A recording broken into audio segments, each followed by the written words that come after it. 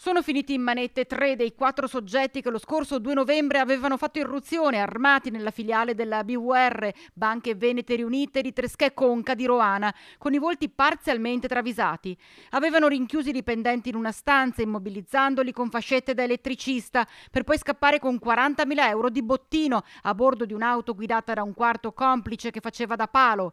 I carabinieri di Thiene, supportati nella fase esecutiva dai militari delle compagnie di Palermo e Torre del Greco in provincia di Napoli, hanno arrestato i tre di 54, 46 e 39 anni, tutti originari della Sicilia, già noti alle forze dell'ordine. Per i primi due sono stati disposti domiciliari, il terzo è rinchiuso nel carcere di Poggioreale.